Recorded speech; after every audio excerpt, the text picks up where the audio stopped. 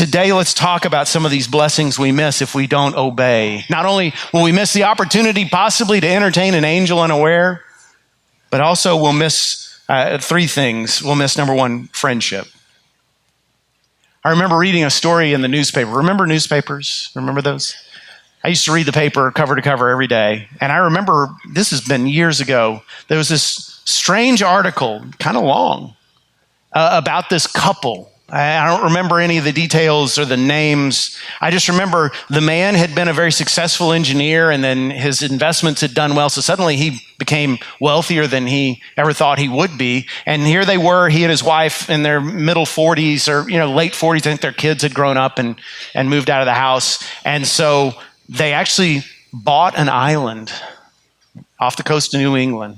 Bought an island, just this little uninhabited island, and they went there and they built a house with their own hands. And they didn't have a TV and they didn't have a phone. They had no way to be in contact with anybody else. Occasionally, rich people who would sail those waters would come and land there and greet them. And that was the only contact they really had with the outside world. They had, just in case of an emergency, they had a flagpole. And they would raise a flag. They knew if there was ever an emergency, they could raise a flag, and the people on the coast would see it, and they'd know, okay, those folks are in trouble. Let's go send a boat.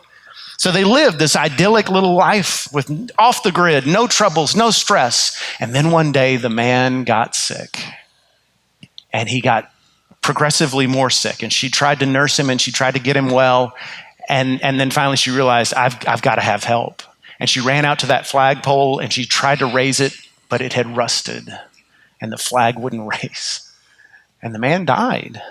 And eventually somebody came by and found them, and she was just distraught because her husband had been dead for a while and there's nothing she could do. And I think about that story, and I think about how the idea to some of us, because I'm reading that article and I'm thinking, even in my 20s when I'm reading this, boy, it'd be nice to live that way, wouldn't it?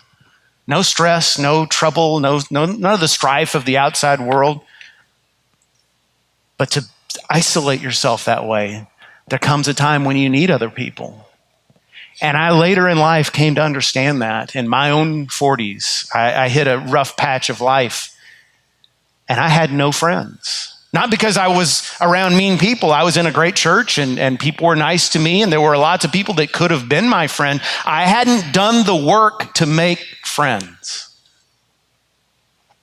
There's a lot of us, I think, who say, I don't really need friends. I've got family. I've got my wife. That's what I used to think. Okay, I've got my wife. We're best friends. That's all I need. I've got kids. I've got these kids I'm raising. I don't really need friends right now. I've got these hobbies. I've got these interests. Friends will just sort of intrude into that. So I don't really need friends. And yet I hit this patch in my life when I didn't want to lay my burdens on my wife. And I didn't have anybody else to talk to. Nobody else to confide in. No one who knew me well enough to sit me down and say, Jeff, something's wrong with you. Tell me what it is. How can I pray for you? I hadn't done the work. I hadn't made the investment. And I wonder how many of you are in that place right now where you think, who needs friends? I'm doing fine. Now, hear me. I'm not saying that if you practice hospitality, every one of your neighbors is going to become your best friend. And that's basically impossible. And we're really only capable of sustaining a handful of close friendships at a time anyway. But what I am saying is, if you're like I was during that period of my younger years, and you're stingy with your time, and you're stingy with your possessions, and you're stingy with your love, and you say, I just want to keep it to me and my wife and my kids, it's going to bite you. You're cutting yourself off from the possibility of friendship with others. And you're going to need that someday. Someday you're going to need help, and you're going to try to raise that flag, and it's going to be rusted shut, rusted to the ground. Don't miss the blessing of friendship. The second blessing we miss if we don't practice hospitality is joy. I think we've got a map of Israel. Can we put that up? Do we have that? Yes. Yay. Good. So, modern day Israel, you see to the left, that would be west. Mediterranean Sea, all right, to the east, you see these two blue spots, the two bodies of water. The one on the north, on the top, is the Sea of Galilee. And the Sea of Galilee takes in water from the Golan Heights and from the Mount Hermon, the melting snow, and then rainfall. And it trickles down into the Jordan River. That's that purple line that goes south. And then you see the other body of water in the south is the Dead Sea. Okay, so there's two seas in Israel. So I've been to both. Let me tell you, they're very different. Sea of Galilee is actually not very big. It's about twice the size of Lake Conroe. There's actually lakes in Texas that are bigger. But it's beautiful, and Galilee is by far the prettiest part of Israel. It's green, it's lush, it looks like Texas Hill Country in spring. And in biblical times, the Sea of Galilee was a body of water that basically economically sustained hundreds of thousands of people, because people fished those waters. There were little cities that just ringed all around that sea, and people just, they thrived on it. Now, these days, it's not so much fishing that takes place in the Sea of Galilee, but tourism, because people come to walk the steps that Jesus walked. That's where Jesus spent most of his earthly ministry. And so you get to walk the streets of Capernaum, where Jesus did a lot of his miracles and his teaching. You get to walk where Jesus taught the Sermon on the Mount. You get to see Magdala, where Mary Magdalene grew up. And so thousands, millions of tourists come just because of the Sea of Galilee. They actually get on boats and ride on the water. And to this day, I don't think anyone's ever walked on that water since Jesus. So, it's still bringing life to that country. The Dead Sea, on the other hand, is dead. There's no life in it. It sits in the middle of a desert. It is barren wasteland. The reason the Dead Sea is called the Dead Sea is because it's so full of minerals, salt especially, that nothing can live in it. No fish, no minnows, not even seaweed. The Dead Sea is so full of salt. This is true. I've actually done this. If you walk into it and you sit back, you don't sink. You sit back like you're sitting in a recliner. You're just floating in that water. The reason why it's that way, the Sea of Galilee takes in water and sends it out through the Jordan River. The Dead Sea, on the other hand, takes in water from the Jordan River and it doesn't send any out. So if you receive and you give, there's life. If you only take but don't give, there's death. I remember reading, this pastor told a story about when he was a little boy. There was a woman in his church, the wife of a guy who had once been a pastor. Now he was dead. She was a widow, and she lived in this great big house all by herself, and she constantly asked people in the church for help. And we all get to a point in life. All of us have a point in life where we need help. That's what I was just talking about with friendship. But this woman, she was rude about it. People in the church would constantly help her. The man telling the story remembered his parents never turned her down. Always, dad would reach into his pocket and pull out a little cash and give it to her. But she would just show up at their house uninvited and say, "Hey, I need some help." And she'd never say thank you, almost like she resented you for having things that she didn't have. And then the day came when she passed away, and they found out that she had some distant relatives who were going to come inherit the house. And so when those relatives came into town, members of the church came over to the house too to help them clean things out and get things presentable so the house could be sold.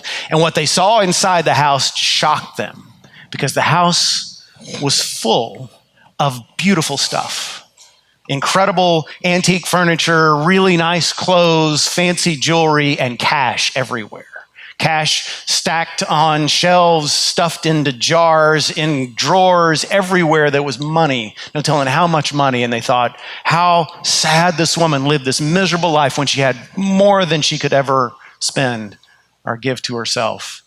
This was the picture of a person whose life is like the Dead Sea, who always took but never gave. See, there's a lot of people in this world, including Christians, who can't figure out why they're not happy. Especially Christians who've read about life more abundant that Jesus promised. Why am I not experiencing this life more abundant? And the problem is you're going to the wrong doctor for your ailment. See, the world is a different kind of doctor than the Lord is. The world's prognosis, the world's prescription is always get more stuff. You're unhappy, get more stuff. If you're unhappy in that car you're driving, get a nicer car. If you're unhappy in that house you live in, get a better house. If you don't like those clothes, then buy nicer clothes. If you're unhappy, then stop going on vacations to see your family. Go to Paris, go to Rome, go to Hawaii, go to wherever. None of those things are bad, by the way. If you get to take a vacation to Rome or Paris or Hawaii, good for you. Enjoy it. Take some pictures. But the world is not giving you the right prescription. If all you do is take and you never give, if all you do is look at your home and your stuff as your own, then you'll never have joy. See, God's prescription is different. God's prescription says joy is already in you. Once you become a child of God, according to Galatians 5, joy is in you because it's one of the fruits of His Holy Spirit. That means when the Holy Spirit comes into your life, the day you get saved, He brings joy with Him. If you're not experiencing it, you know why? Because you're not walking in step with the Spirit, as it says in Galatians 5. Walk in step with the Spirit. And the Spirit of God is saying, according to Hebrews 13, do not neglect to show hospitality. If you're not being hospitable, if you're not opening your life up to others, bringing others into your world, welcoming others into the presence of God, is it any wonder you don't have joy? And then there's another blessing, a final blessing I want to talk about that we miss if we're not hospitable. And that's, we miss the fact that we get to be part of the solution. Being part of the solution is such a blessing. And I don't just mean the solution to loneliness, which we've talked about in this series already, but the solution to the greater epidemic, the pandemic our world faces above all others, and that is lostness. And I'm not saying that hospitality automatically leads to salvation. You have to be more intentional than that. But I am saying hospitality often opens the door to gospel conversations. And I know some of you know the story of Rosaria Butterfield. She's written a whole book about it. But she was in her 20s self-described. She described herself as a radical feminist lesbian professor. Professor of women's studies at a university in New York, and hated Christians, especially Christian men. And this was during the time of Promise Keepers. You remember that men's movement among Christians in the 90s. And she wrote an article for her local paper attacking Promise Keepers and saying it's a regressive, fascist kind of organization and it's going to lead to nothing but repression against women. And she got a lot of mail in response. Sad to say, a lot of her mail was from Christians, and all of it was bad. All of it was hateful, angry. But she got one letter that was different, one letter from a Christian that stood out. It was a pastor and his wife. They're in that same town. And they said, listen, we read your article. It was well written. We disagree with it. We'd really love to talk further with you about it and ask you a few questions. Would you be interested in having dinner with my wife and I? And she didn't throw it away like she did the others. She laid it aside on her desk and just let it sit there for a few weeks. And finally, it occurred to her, I probably need to do some more research on these people, sort of like Dian Fossey going into the jungles to visit the gorillas, right? So she reached out. She said, okay, I'll come. And they had a great meal together. They had a great conversation. And that led to a series of dinners. And her growing closer to this man and his wife and seeing them like a mom and dad in a sense. And she was amazed at their grace, at their compassion, at their kindness. And so that led her to start reading the Bible because she wanted to know, is that just the way they are by nature, or did they get that from this book somehow? She'd never read the Bible before, but immediately she said it began to speak to her. She said, I read it like a hungry person eating food, like a starving person encountering a meal. And then that led to her saying, I might as well go and visit their church one time, just once. It'd be kind for me to do that. And she was sure that the pastor and his wife were the exception, that the other Christians were very intolerant and angry and judgmental. And so she went, she said she dressed herself in such a way that would communicate to everybody, hi there, I'm a radical lesbian professor. You got a problem with that? But everybody was kind. Everybody was gracious. Everybody was friendly and warm. And so she kept going. And eventually, and I'm shortening this, there was a lot to her story. She calls her conversion a train wreck, and yet it was a conversion. She came to Christ, and today she's the wife of a pastor, has several kids, and is a Christian author. In fact, she's written a book about biblical hospitality. So the point of me telling you that is when you practice biblical hospitality, you'll meet some people who go to church other places, and that's great. You can compare how dumb your pastor is with theirs. So, but you'll also meet some folks who've never, like Rosaria Butterfield, who've never had a friend who was a Christian. Never. They've never had anybody who was kind to them, who reached out to them, who cared about them, who got beyond hello and goodbye, who was a believer in Jesus. And you'll be their first Christian friend. And you'll meet others, sad to say, who grew up in church, but something happened along the way that turned them away. They saw something, they experienced something, they have church hurt of some kind. And they've already written off, they've already decided they know what Christians are like, and you can be the one that makes them go, wait, maybe I was wrong. Maybe I need to rethink this. See, nobody's going to reach those people with a billboard, with a commercial on the radio or on the TV. They're probably not going to pick up a gospel tract that you leave behind at a restaurant and read it. None of those things are bad, by the way, but those folks are not likely to give any of that a chance. But when you invite them into your life, when you welcome them into your life, when you practice biblical hospitality, everything can change.